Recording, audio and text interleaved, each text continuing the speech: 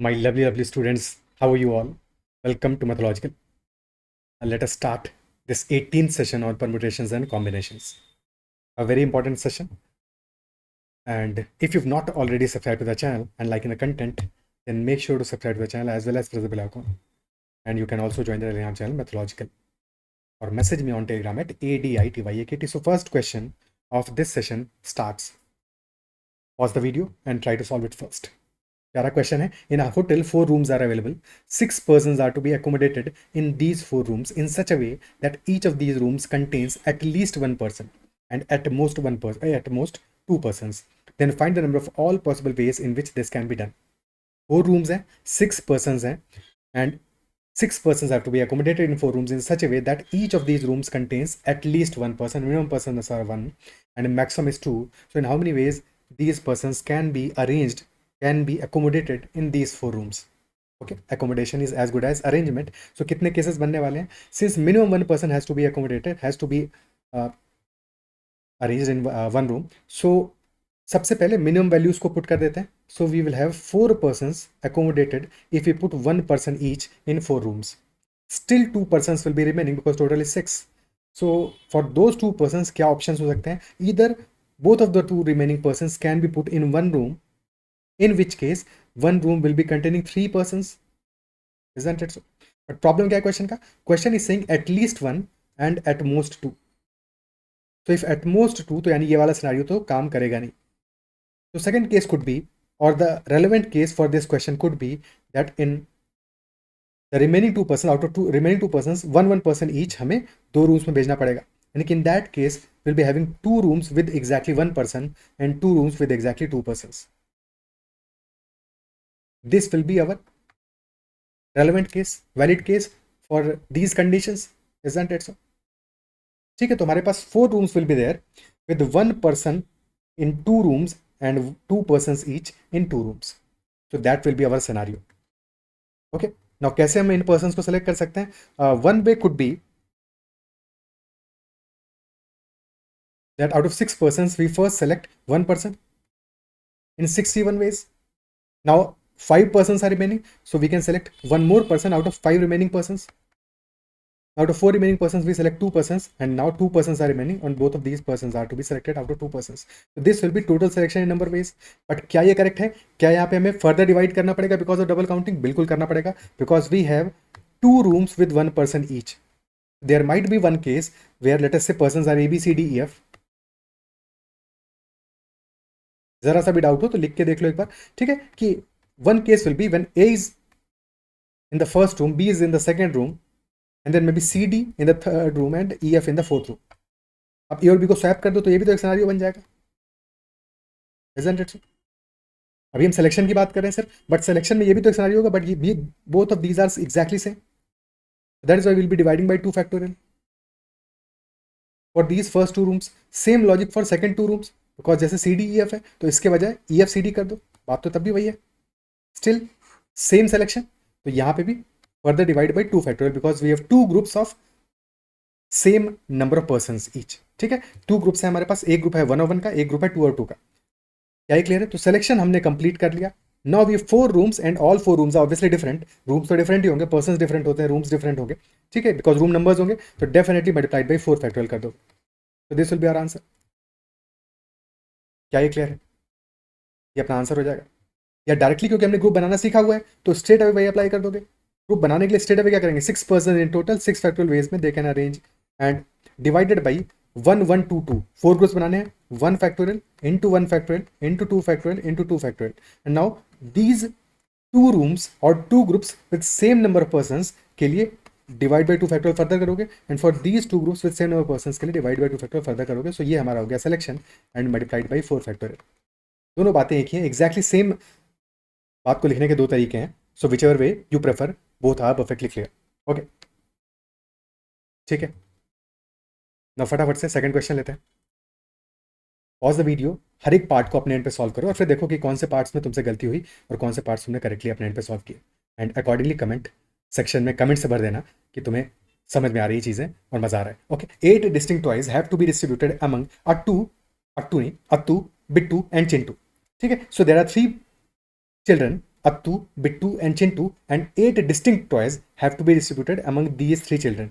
Toys distinct हैं, ठीक है. In how many ways it can be done such that part A, part B, part C, part D, part E. Okay, तो हमें solve करना है इन सारे के सारे पार्ट्स को. स्टार्ट करते हैं पार्ट ए से. तो पार्ट ए हमारा कह रहा है Attu gets 1 toy, Bittu gets 3 toys and Chintu gets 4 toys. Well and good. Part A is saying Attu, Bittu and Chintu with 1 toy, 3 toy and 4 toys. Okay, ठीक है. Now this is same as grouping जो अभी हमने सीखा है. टोटल 8 पर्सन है, 3 ग्रुप्स बनाने हैं हमको, 1, 3 और 4 के. Isn't it so? और फिर अरेंजमेंट के टाइम पे ध्यान रखेंगे क्योंकि हमें precisely we need Attu with 1 toy, Bittu with 3 toys and Chintu with 4 toys. तो अरेंजमेंट का भी एक ही होगा, अरेंजमेंट का एक ही तरीका होगा. ठीक है, तो पहले ग्रुपिंग कर लेते हैं. For grouping number of ways will be equal to 8 factorial divided by 1 factorial into 3 factorial into 4 factorial.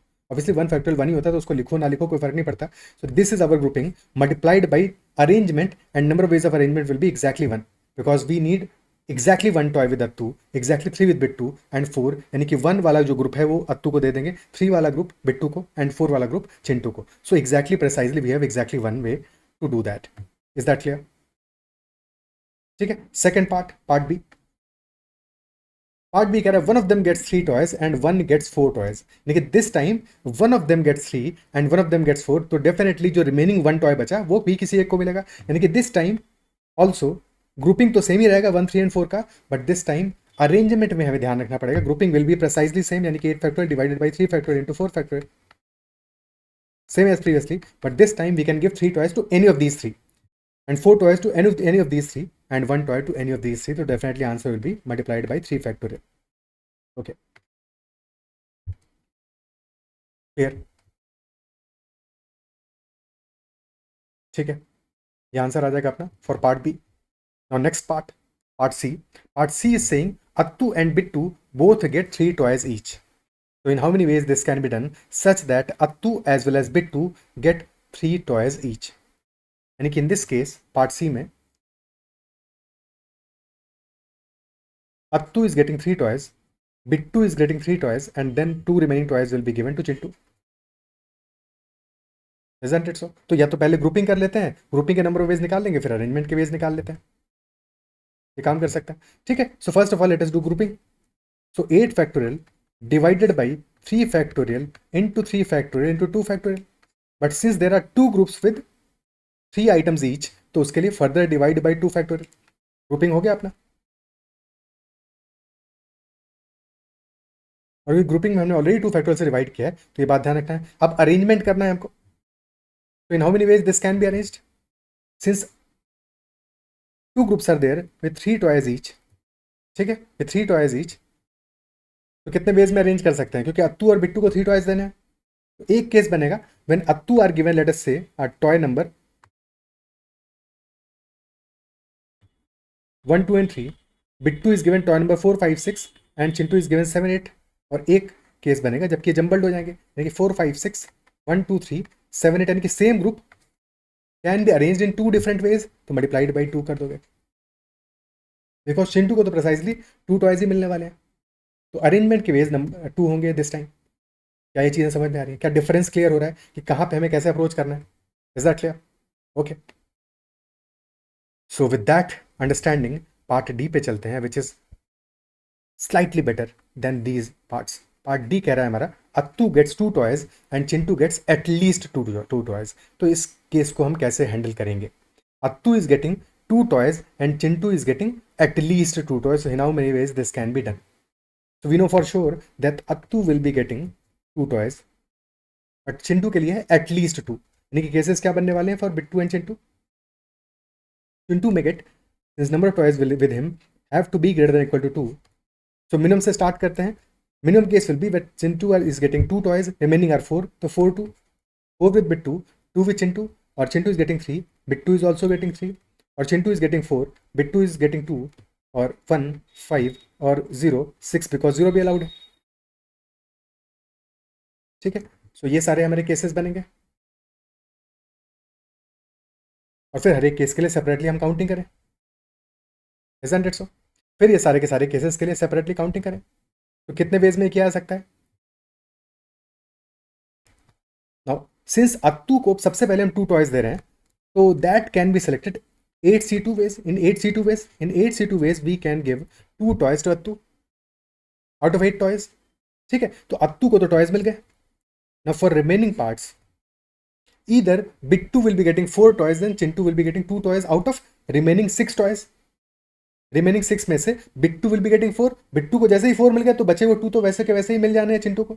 Isn't it so? तो now we can say that Bittu can be getting 4 toys out of 6 यानी कि 6C4 ways में. तो 6C4 into 2C2 या फिर 2C2 को लिखने की जरूरत ही नहीं बिकॉज 2C2 हो या 3C3 हो या 4C4 हो जो हर एक केस में होगा that will always be equal to 1 and Cn is always equal to 1.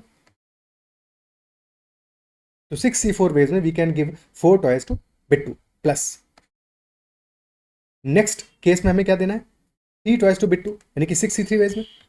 Again remaining होगा मल्टीप्लाइड बाई 3C3 जो कि मल्टीप्लाई करो नहीं करो बिकॉज 1 है प्लस कर दो plus 6C2 plus 6C1 plus 6C0. This will be our answer 8C2 into all these values.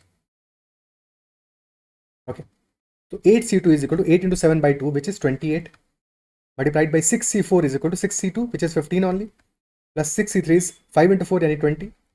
6C2 is 15, 6C1 is 6 and 6C0 is 1. So 15 plus 20 35, 50, 57. So 28 into 57 will be our answer. Okay, for the given condition 28 into 57. क्या ये clear है? Otherwise हम second approach में ऐसे भी सोच सकते थे. ये क्वेश्चन हमसे कह रहा है कि अत्तू इज गेटिंग 2 टॉयज तो अत्तू को पहले में 2 टॉयज दे दिए. Now out of remaining 6 toys Chintu must be getting at least 2. So if there was no condition whatsoever on Chintu, so number of ways कितने होते? If there was no condition whatsoever on Chintu, तब number of ways कितने होते? In that case, we would have given 2 toys to Attu in 8C2 ways. And remaining 6 toys पे कोई भी condition नहीं होता. So remaining 6 toys के लिए we had 2 choices. Either they would have been given to Bittu or Chintu. यानी कि for every toy there were 2 choices for remaining 2 toys for remaining 6 toys यानी कि 2 choices for every toy 2 to the power 6 will be total number of ways. ठीक है, for example कि हमने लिए toy number 1 2 3 4 5 6 7 and 8. Let us say toy number 1 and toy number 7 are already given to अत्तू. Now toy number 2 can be given to Bittu or Chintu. Same for toy number 3, same for toy number 4, same for toy number 5, 6 and 8. So for every toy we have total 2 choices. So 2 to the power 6 will be total number of ways if there was no further condition. But there is an additional condition that Chintu is getting at least 2 choice. यानी कि हमें उन cases को subtract करना पड़ेगा when Chintu will be getting 1 toy और Chintu is getting 0 toys. तो इन cases को हमें सब्ट्रैक्ट करना पड़ेगा टोटल केसेस में से. यानी कि 2 to the power 6 में से will be subtracting these 2 cases. Chintu को एक टॉय कब मिलेगा? जब एक टॉय मिल रहा है तो 6C1 वेज में मिलेगा. या 0 टॉयज मिल रहे हैं तब 6C0 वेज में मिलेगा. तो 6C1 is 6, 6C0 is 1. यानी कि टोटल केसेस जो सब्ट्रैक्ट करने होंगे दैट विल बी 6 + 1 7 यानी कि 2 to the power 6 minus 7. तो 8C2 into 2 to the power 6 minus 7 that will be our answer which is same as obviously this one. Clear है? तो अगर कोई कंडीशन नहीं होती अपार्ट फ्रॉम दैट तो डेफिनेटली हम सारे केसेस नहीं बनाते, बनाने की जरूरत ही नहीं थी. स्ट्रेट अवे हम 2 to the power 6 से मल्टीप्लाई कर देते. Is that clear? ओके, ठीक है. नेक्स्ट क्वेश्चन करते हैं, नेक्स्ट पार्ट करते हैं for this question.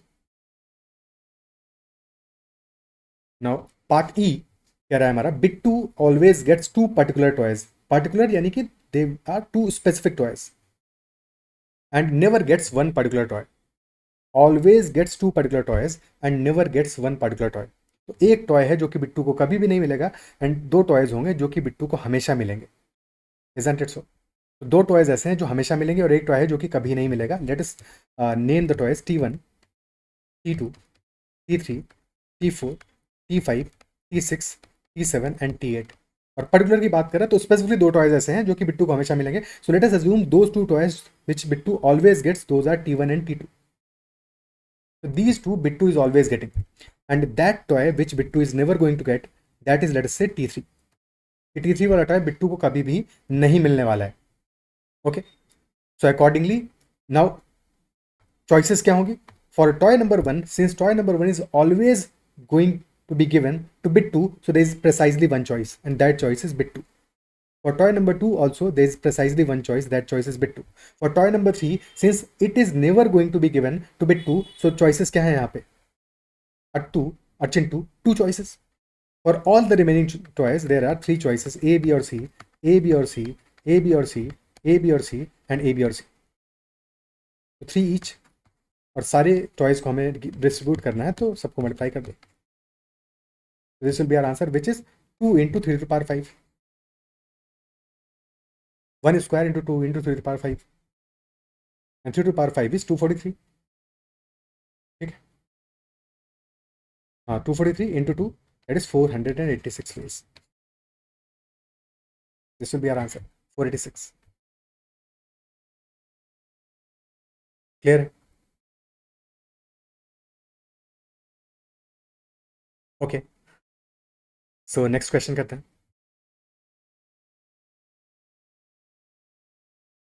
In how many ways 3 couples can be arranged in a queue from left to right such that no husband is standing before his wife? In how many ways this can be done? The 3 couples can be arranged in a queue from left to right such that no husband is standing before his wife. यानी कि clear है ये बात कि in all the couples, सारे couples को जब हम stand कराएंगे, total 6 persons will be standing there, but in all the couples, husband will always be standing after the wife. यानी कि wife will be standing first, ladies first, isn't it so? So first the wife will be there and then husband. Isn't it so? For all the couples. Okay, तो क्या cases permissible होंगे? For example there could be a case W1H1, W2H2, W3H3, simple case है, सब couples को साथ में ही ले गया, दिस इज परमिसिबल. और there could be a case W1 W2 and then क्योंकि W1 W2 आ गए सो इनके कपल आपस में, इनके हस्बैंड आ सकते हैं, तो H2 can be there, then H1 may be, W3H3, this is also a permissible case. Isn't it so?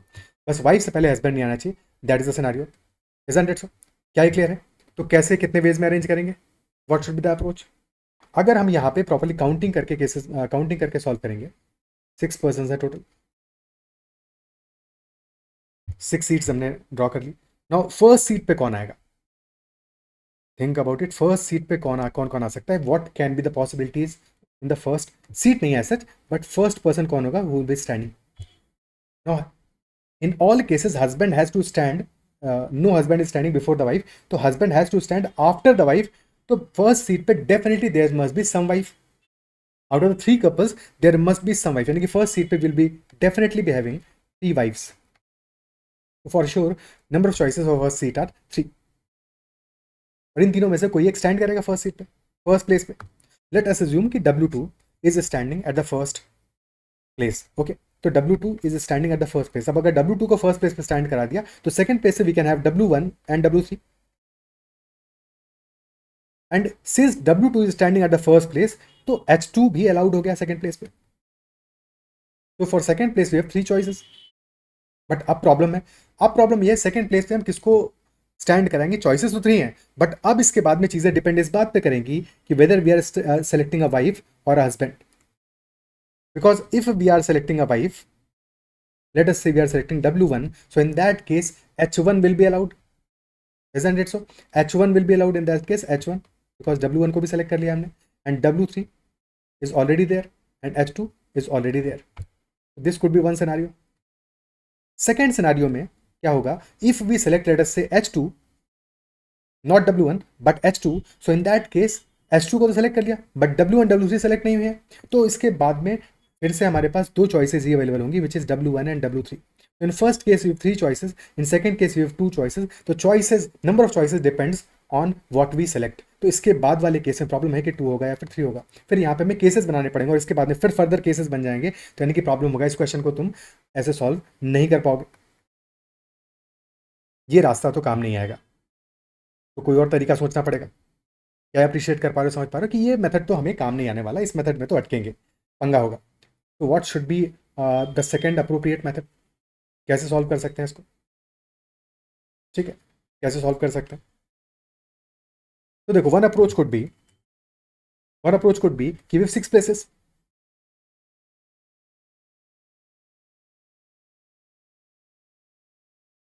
And since we know for sure कि हर एक हस्बैंड वाइफ के कपल में wife will be coming first and then husband, so if we select seats for each couple and then stand them accordingly,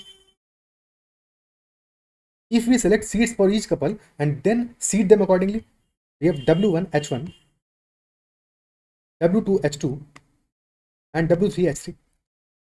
So since we have 6 seats, so we can select 2 seats out of these 6 in 6 ways. Let us say we've selected these 2 seats, these 2 places for them standing. ठीक है, तो 62 ways में we selected these 2 seats.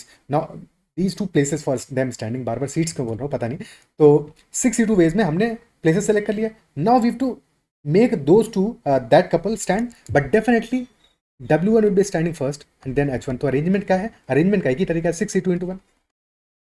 This will be for W1 and H1. Now for second couple, 4 seats are remaining. Let us say these 2 we selected. But total ways क्या होंगे 4C2 और एक ही तरीका होगा स्टैंड कराने का उनको for W2 and H2. And then for third couple, 2C2 multiplied by 1.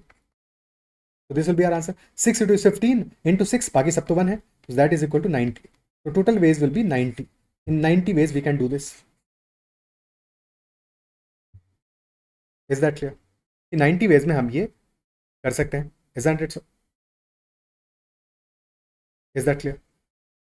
But even better would have been to think about it in this manner कि देखो हमें टोटल केसेस निकालने, since 3 couples are there, total 6 persons are there. 3 couples are there, total 6 persons are there. Okay, and in these 6 persons अगर total ways हम निकालते, total ways would have been 6 factorial if there was no other condition. But condition क्या है कि in all cases husband must be standing no husband must be standing before the wife, यानी कि wife must be standing before the husband. यानी कि अगर हम wife और हस्बैंड की बात करें तो only 1 order is allowed. Total orders क्या होंगे, टोटल अरेंजमेंट्स कैन बी इधर wife will be first then husband, जहां पे भी वो स्टैंड करें, बट डेफिनेटली या तो पहले वाइफ आएगी फिर हस्बैंड आएगा, या पहले हस्बैंड आएगा फिर वाइफ आएगी, यानी कि 2 ही केसेस बनने वाले हैं अपने पास. और every couple they will be 2 cases, वो कहीं पे भी स्टैंड कर रहे हो, ठीक है, इससे फर्क नहीं पड़ता. फॉर एग्जाम्पल अगर हमारे पास W1 है, W2 है, H1 है, W3 है, H2 है, H3 है, ठीक है. So W1 and H1 are standing at these places, but हम इन प्लेसेस पे इनको अरेंज कितने तरीकों से कर सकते हैं, 2 ways में इनको स्वैप करा सकते हैं. Isn't it so? Same story for W2 and H2. We can arrange them in 2 ways. Same story for W3 and H3. We can arrange them in 2 ways. But out of these 2 ways, in each case, एक ही काम का है हमारे पास.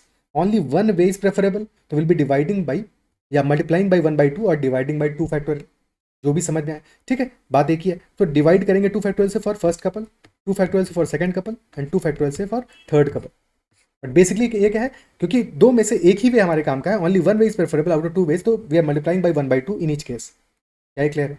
Because for example अगर हमारे पास 4 veg total होते जिनमें से कि एक ही वे काम करते तो we would have multiplied by 1 by 4, और 3 वेज काम के होते तो मल्टीप्लाई करते 3 by 4 से इन ईच केस, ठीक है. तो in this case since 1 way is preferable out of 2, तो we are multiplying by 1 by 2 in each case और 1 by 2 factor in each case.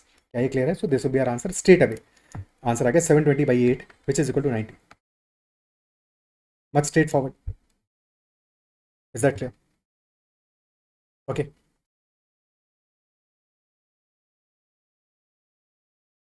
अब 2-4 बातें कर लेते हैं before moving on to further any question. देखो जो भी हमने सिनारियोज अब तक देखे और जो आगे देखेंगे, बेसिकली हर एक केस में हम क्या करें पीएनसी में,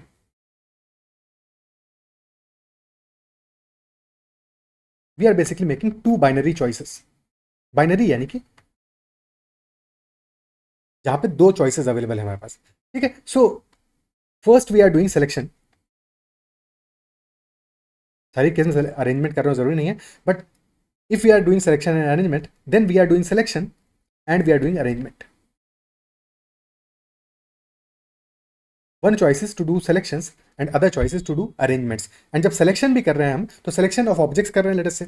तो when we are selecting objects तो either we are selecting or drawing different objects or we are drawing similar objects, ठीक है. सो 2 केसेस बनेंगे हमारे पास सिलेक्शन में.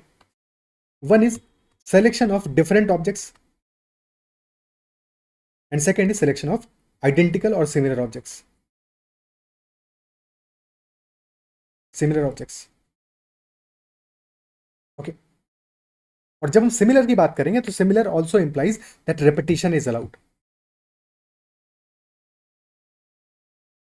Repetition is allowed. For example हमने एक ऑब्जेक्ट को सेलेक्ट किया और फिर उस ऑब्जेक्ट को दोबारा भी सेलेक्ट कर सकते हैं. फॉर एग्जाम्पल लेट अस से देयर इज अ नंबर, हमें एक नंबर फॉर्म करना है 3 डिजिट का, तो we can also have a number that is 1 2 3 with all distinct digits, या फिर हमने नंबर बना दिया 1 1 3, यानी कि 1 ही 2 बार रिपीट हो गया. तो सिमिलर, यानी कि 0 से लेकर 9 तक जो डिजिट्स हैं हमें, वही डिजिट्स हम दोबारा से फिलअप कर रहे हैं. तो सिमिलर क्वांटिटीज को हम बार बार फिलअप कर रहे हैं, सिमिलर ऑब्जेक्ट को बार बार फिलअप कर रहे हैं. तो ये केस बन रहा है हमारे पास. That is the case of identical और सिमिलर केसेस. जब हमें सारे के सारे डिफरेंट फिल करने हैं कि एक नंबर तो फॉर्म करना है, but in that number all digits should be different, तो that is the case of different objects. तो सिलेक्शन ऑफ डिफरेंट ऑब्जेक्ट्स और सिलेक्शन ऑफ आइडेंटिकल और सिमिलर ऑब्जेक्ट्स सिमिलर तब भी होंगे जबकि हमने रेपिटेशन को अलाउ किया.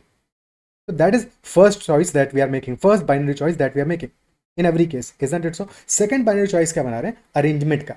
अरेंजमेंट यानी कि we are putting them into places और गिविंग देम टू पर्संस. ठीक है, और पर्संस को हम होटल रूम्स में ठहरा रहे हैं. So basically we are making second choice of arrangement, arrangement in places, giving to persons. ठीक है, अब ये जो गिविंग टू पर्संस वाला केस है, अरेंजमेंट वाला केस है, इस केस में हम क्या कर रहे हैं? Arrangement in places. वो पर्सन है तो उनको प्लेसेस मान लो, places persons. So we have two cases even in this. One case is that of ordered cases, different. When we are saying ordered. Second case is again identical or similar, which is unordered. क्योंकि यहाँ पे बहुत बार confusion आता होगा, इसलिए एक बार once and for all इसको अच्छे से डिस्कस कर लेते हैं. ठीक है, सो आइडेंटिकल यानी कि ऑर्डर्ड और डिस्टिंक्ट, सॉरी आइडेंटिकल यानी कि अनऑर्डर्ड और डिस्टिंक्ट या डिफरेंट यानी कि ऑर्डर में लगा रहे हैं. मतलब क्या हुआ? For example we are writing that x plus y this is equal to 4. ठीक है, x plus y this is equal to 4. Now x and y are natural numbers. Natural numbers यानी कि they have to be greater than और equal to 1. एक तरीका ये हो गया लिखने का. ठीक है, this is one way to look write sum of two natural numbers. Second way could have been sum of two natural numbers is equal to 4. Now दोनों तरीके एक जैसे ही लग रहे हैं, but there is a stark difference between the two. In the first case x and y are natural numbers, that is fine, but we have named them as well. And जैसे ही हमने उनको नेम किया, जैसे ही हमने उनको name किया, name देते ही, नेम करते ही x and y become distinct items. X and y become distinct items. Isn't it so? For example तुम कहो कि तुम्हारे पास 4 टॉयज हैं और 2 बच्चे हैं. ठीक है, तो 2 बच्चों के बीच में 4 टॉयज को किस तरह से डिस्ट्रीब्यूट कर सकते हो? इजंट इट सो? तो बच्चे हैं 2, डिफरेंट हो गए. इजंट इट सो? तो सम ऑफ टू नेचुरल नंबर्स है दैट इज इक्वल टू 4. तो यहाँ पे केसेस क्या बन सकते हैं? ईदर इट कुड बी 1 + 3 और इट कैन बी 2 + 2. ठीक है, तो 1 + 3 and 2 + 2, these are two possible cases. But x और वाई है तो x can be equal to 1 और x can be equal to 2 और x can be equal to 3. और अगर एक्स 1 है, सम है एक्स प्लस वाई का 4, तो वाई मस्ट बी 3. एक्स 2 है, वाई मस्ट बी 2. एक्स 3 है, वाई मस्ट बी 1. यानी कि 3 केसेस बने. तो in second case we are getting 2 solutions and first case we are getting 3 solutions only because first case में हमने ऑर्डरिंग भी किया है. X and y are different then y and x, यानी कि 1 and 3 इज डिफरेंट. 1 and 3 वाला जो case है in the first case that is not equal to, not same as 3 and 1 वाला केस, बिकॉज ऑर्डर डिफरेंट है. और first case में हम ऑर्डर्ड सॉल्यूशन ले रहे हैं बिकॉज एक्स और वाई हमने नेमिंग कर दिया. जैसे ही नेम दे दिया हमने, जैसे ही नाम दे दिया, we are concern about ordered solutions. और सेकंड केस में क्योंकि no names are involve, we are saying sum of two natural numbers, तो यहाँ पे unordered solutions. Don't worry, we will be doing multiple questions, बहुत सारे क्वेश्चंस करेंगे, तो कहीं पे भी तुम्हारा डाउट नहीं रहेगा. बट टू स्टार्ट विद ये बात समझिए, डिफरेंस समझो कि जहाँ पे भी हमने नेमिंग कर दिया, ठीक है, जहाँ पे भी पर्सन को आइडेंटिफाई कर दिया, जहाँ पे कि डिफरेंट रूम्स हो गए, जहाँ पे हमने बोल दिया स्पेसिफिकली डिफरेंट है, या फिर हमने नेमिंग कर दिया, ठीक है, तो डेफिनेटली वहाँ पे ऑर्डर्ड सॉल्यूशन चाहिए हमको. और जहाँ पे हमने नेम नहीं किया है, चीज़ें सिमिलर हैं, बास्केट्स हैं अलग अलग, पर हमने किसी को नेम नहीं किया है बास्केट को, तो वहाँ पे अनऑर्डर्ड सॉल्यूशन चाहिए. Sum of two natural numbers, 2 natural number की बास्केट्स हैं हमारी, ठीक है, बट ऑर्डर्ड नहीं है. क्या पहले आएगा क्या बाद में आएगा इससे फर्क नहीं पड़ता है. तो ऑर्डर्ड नहीं है तो वहाँ पे अनऑर्डर्ड सॉल्यूशन चाहिए. और जहाँ पे ऑर्डर भी हमने सिग्निफाई कर दिया, वहाँ पे हमें ऑर्डर्ड सॉल्यूशन चाहिए. यानी कि ऑर्डर डिफरेंट हो जाएगा, तो सेम नंबर्स के लिए, सेम वैल्यूज़ के लिए, सेम चीज़ों के लिए भी हमें मल्टीपल सॉल्यूशंस मिलेंगे डिपेंडिंग अपॉन कि ऑर्डर कितनी बार कर सकते हैं उसको. यहाँ पे एक्स और वाई 2 ही आइटम्स हैं, x plus y plus z होता है, 3 आइटम्स होते हैं. तो डिपेंड करता है कि अगर तीनों के तीनों वैल्यूज हमारी डिफरेंट हैं तो 3 फैक्टोरियल वेज में अरेंज करते हैं. इजंट इट सो? तो वहाँ पे हमारे मल्टीपल केसेस बन जाएंगे. क्या है क्लियर? ठीक है. अब एक सिंपल सा एग्जाम्पल ले लेते हैं इन सारे के सारे केसेस को समझने के लिए और बेटर रहेगा. For example let us say that we have a ice cream parlour. Okay, we have ice cream parlor.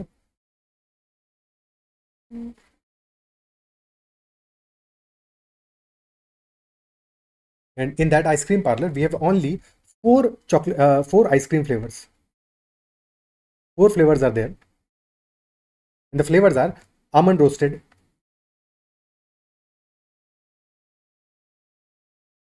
that is first flavor.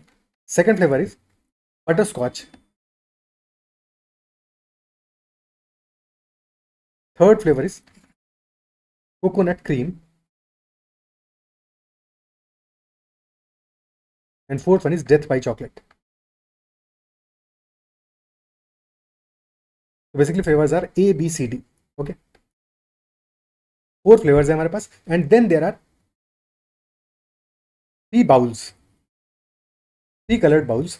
Bowls are red, green, and blue. Three bowls है हमारे पास. Now first question can be,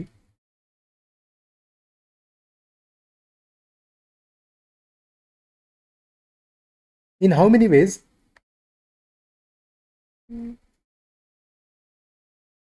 we can fill three bowls. ठीक है, हर एक bowl में we will be having exactly one flavor of ice cream. So in how many ways we can fill these three bowls? Now all four flavors are distinct, different flavors हैं, and all three bowls are also distinct क्योंकि different colors के हैं. So from distinct to distinct, ठीक है, objects भी distinct है और उनको जहां प्लेस करना है वो भी डिस्टिंक्ट है. तो डिस्टिंक्ट से डिस्टिंक्ट का अरेंजमेंट है, कितने वेज में किया जा सकता है, in how many ways we can do that. ठीक है, ऑब्वियसली रेपिटेशन अलाउड यहाँ पे नहीं करना होगा, रेपिटेशन अलाउड नहीं रखते हैं बिकॉज डिस्टिंक्ट रखना है ना, तो नो रेपिटेशन. कि if one of the bowls has almond तो सेकंड बाउल में आमंड नहीं आ सकता. So in how many ways this can be done, from distinct to distinct. Okay, तो कितने वेज में कर सकते हैं. So for example let us say we first selected bowl red वाला. So we have four choices, either almond or butterscotch or coconut or death by chocolate, four choices. अब किसी एक को फिल कर दिया हमने, तो फॉर ग्रीन वन कितनी चॉइसेस बचेंगी हमारे पास, थ्री चॉइसेस अवेलेबल होगा बिकॉज जो फिल कर दिया उसको दोबारा फिल नहीं कर सकते हैं, रेपिटेशन अलाउड नहीं है. और फिर उसके बाद में दो चॉइसेस बचेगा for blue because repetition allowed नहीं है. तो 4 × 3 × 2 answer will be basically 24.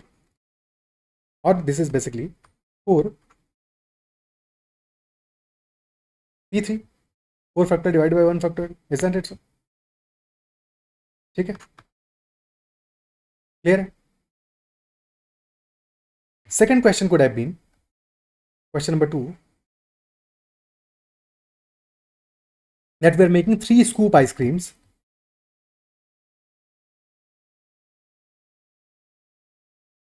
with different flavors. We are making 3 scoop ice cream with the different flavors. In how many ways this can be done?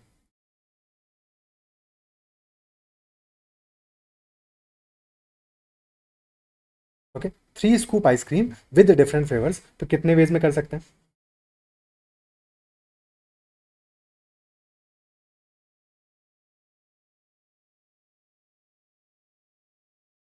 Now this case is from different ice cream flavor to similar. Because यहाँ पे एक ही हम कोई bowl ले रहे हैं या फिर बाउल ना भी ले रहे हो, 3 स्कूप आइसक्रीम फॉर्म कर रहे हैं, डिफरेंट फ्लेवर्स होंगे, all 3 flavours will be different, isn't it. But order important नहीं होगा, ऑर्डर इज नॉट इंपॉर्टेंट, पहले कौन सा है. But 3 total scoop should be there, one में बी आमंड, वन में बी बटर स्कॉच, वन में बी कोकोनट, तीनों फ्लेवर्स डिफरेंट होंगे. But order is unimportant, order is not important. तो फ्रॉम डिफरेंट टू सिमिलर. ठीक है, out of 4 flavours we are selecting 3 flavours basically, बस इतना ही करना है, 4C3. और फिर क्योंकि ऑर्डर इंपॉर्टेंट नहीं है तो इन टू 1 हो जाएगा. अगर ऑर्डर इंपॉर्टेंट भी होता तो फिर मल्टीप्लाइड बाई 3 फैक्टोरियल करते हैं उस केस में. बट क्योंकि ऑर्डर इंपॉर्टेंट नहीं, that is why this will B 4C3. क्या clear, isn't it. But order important होते ही हमारा पहला वाला केस बन जाता है, डिफरेंट टू डिफरेंट वाला, इजंट इट. क्या क्लियर है. थर्ड सिनारियो लेते हैं.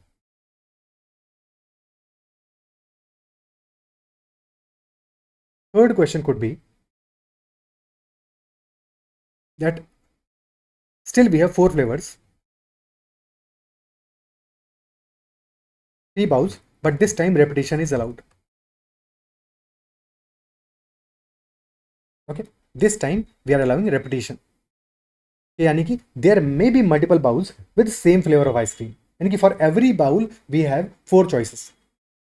हर एक बाउल के लिए 4 चॉइसेस हैं. तो 4 choices for the first bowl, 4 for the second, 4 for the third, यानी कि 4 into 4 into 4, this will be 4 cube. Total choices will be, total number of ways will be 4 factorial, which is equal to 24, which is equal to 64. क्या clear है?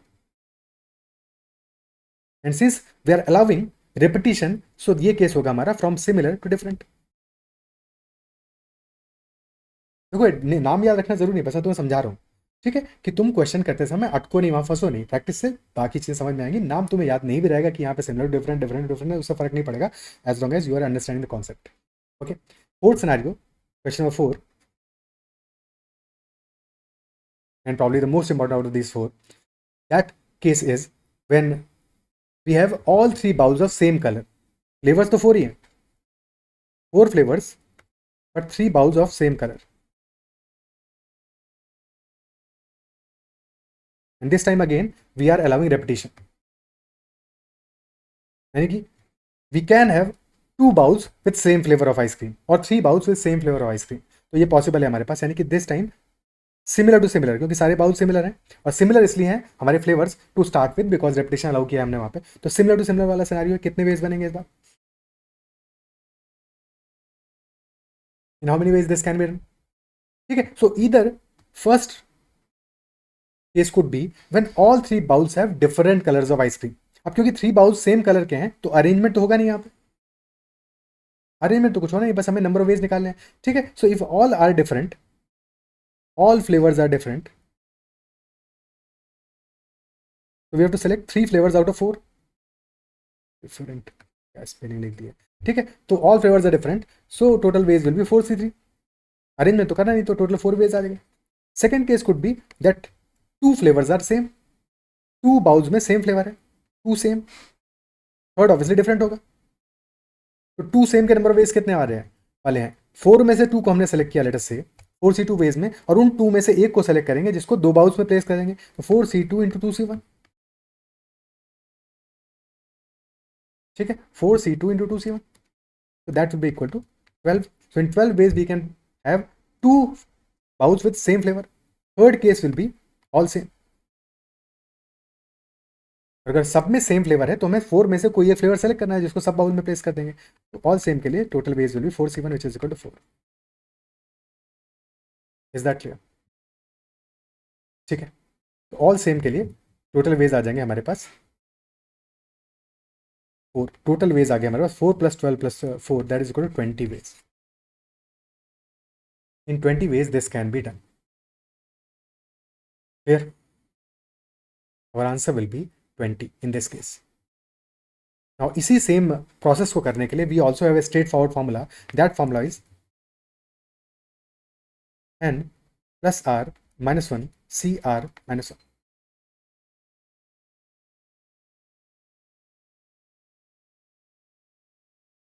Where n in this case will be number of flavors, r in this case will be number of bowls. एक second उल्टा पुल्टा कर रहे हैं, ठीक है, एक सेकेंड. टोटल 3 बाउल्स है हमारे पास, ठीक है, तो n हमारा होगा number of bowls, n will be equal to 3. Flavours हैं 4, r will be equal to 4. तो आंसर हमारा आ जाएगा 3 + 4 7 - 1 which is 6C3 which is equal to 20. n will be equal to 3, r will be equal to 4.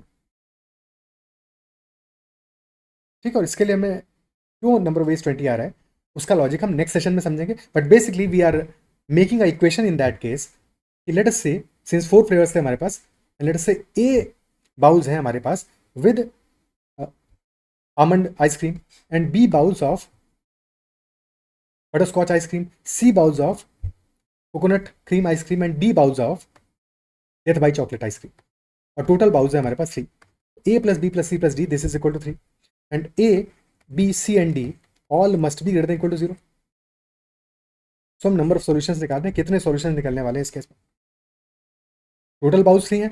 अब case बन सकता है this could be 0 0 0 3, वो आ जाएगा ऑल 3 सेम, और दिस कुड बी 0 1 0 2, यानी कि death by chocolate in 2 bowls and butter scotch in 1 bowl, और इट कुड बी 1 1 0 1, यानी कि 1 each for chocolate A, flavour A, flavour B and flavour D, और फ्लेवर सी हमारा 0 रहेगा। तो ऐसे मल्टीपल केसेस बनेंगे, बट सारे केसेस कैसे काउंट करोगे, सारे केसेस कैसे काउंट करोगे, या तो स्ट्रेट अवे यहीं से देख लो। तो कितने बन रहे हैं हमारे पास, एक में 3 आए, 4 वेज होंगे।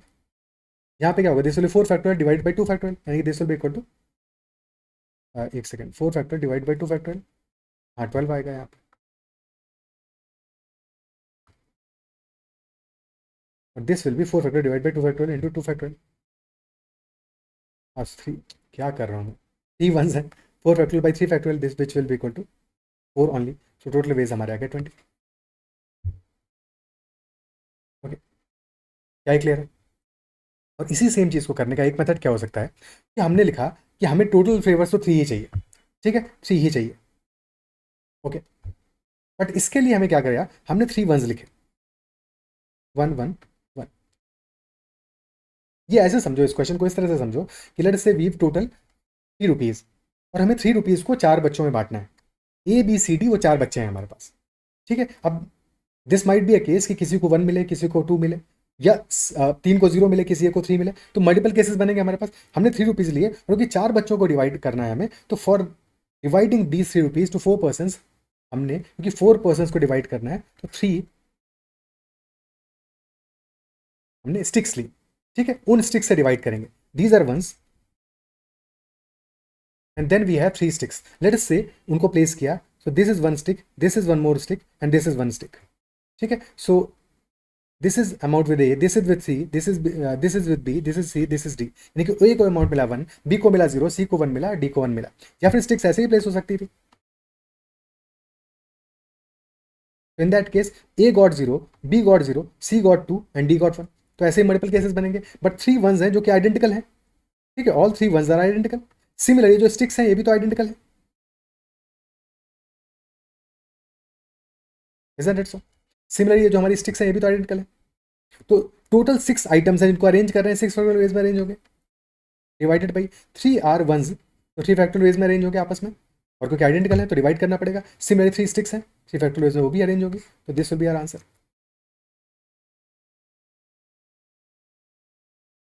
क्या ही क्लियर है, क्या ही समझ पा रहे हो। Will be doing multiple questions next session में इसी बेस्ड, बट क्या ये बात अभी अप्रिशिएट कर पा रहे हो, अभी समझ पा रहे हो। Okay, so with that concept to start with, यहीं पे अपने सेशन को एंड करते हैं, और next session will be doing more questions on this one. बहुत सारे प्यारे प्यारे क्वेश्चंस करेंगे जो इस कॉन्सेप्ट से हमारे हैंडल होंगे, और फिर कुछ क्वेश्चंस जहाँ पे कि नेचुरल नंबर सॉल्यूशंस होंगे, यानी कि some question with non negative solutions, non negative integral solutions, some with positive integral solutions, और सम केसेस जहाँ पे कि हो सकता है स्टार्टिंग 2 से हो, 3 से हो, 5 से हो, डिफरेंट कंडीशंस के मल्टीपल क्वेश्चंस को कैसे हैंडल करेंगे ये हम नेक्स्ट सेशन में सीखेंगे। For that concept next session में करेंगे, अभी के लिए इतना ही रखते हैं इस सेशन में, एंड आई बिलीव जो भी डिस्कस किया वो समझ में आएगा, और अगर सेशन पसंद आया तो make sure hit the like button as well. That is all for this session, bye bye, take care and keep learning.